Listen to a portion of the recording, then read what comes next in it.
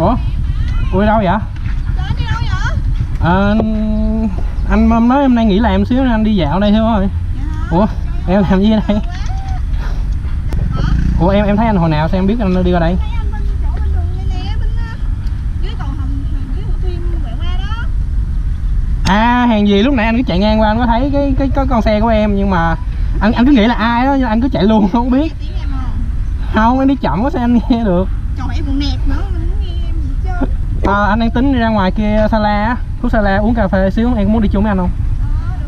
Được á. Đi nha. Đi chung luôn đi hả? Đi. Bác hôm nay anh đi một mình mà anh cứ nghĩ đi một mình chơi vui thôi tự nhiên gặp em.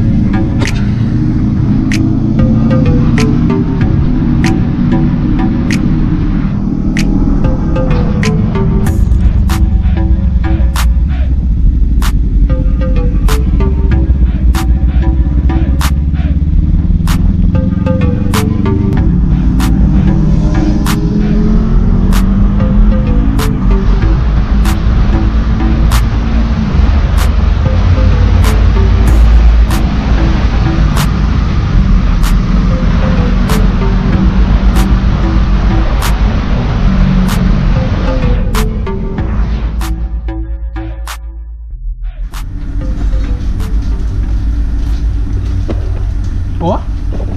Hello man. Vui không? Hả? Vui. Vui không? Ơi, hôm nay bất ngờ. Hôm nay làm việc ở bên shop kia sao rồi? Bình thường, mới làm xong này kiếm đồ ăn. Hôm nay tình cờ ơi chơi à? Ừ, có Diệu Hoàng nè. Chào anh biết em không anh? Em không. Dạ thôi, cảm ơn anh.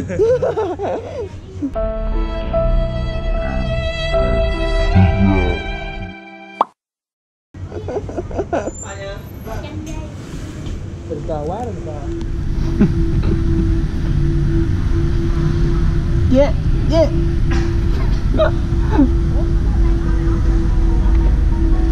Anh có quay được nè. Có.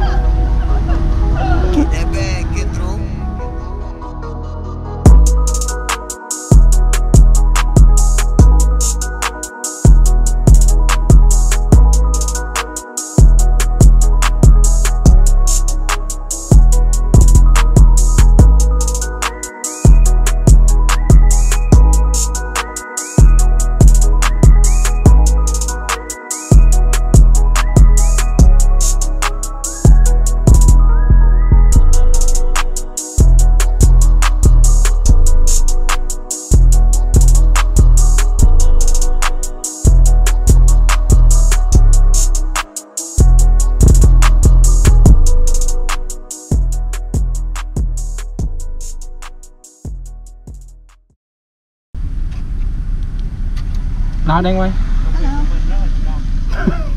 Hello.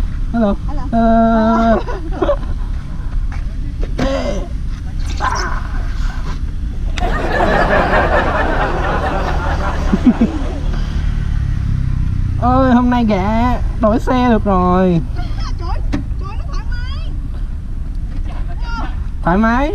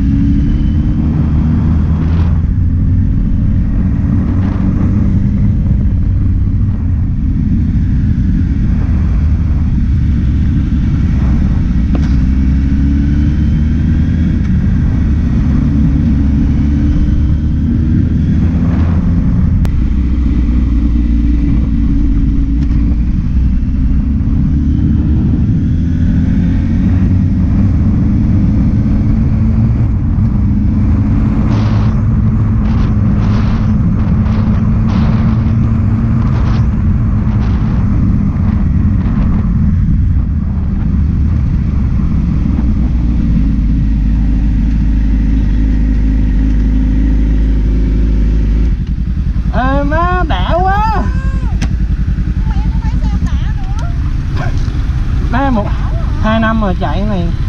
Trời thích quá à. Trời, nó phải không? Hả? Chắc là chơi.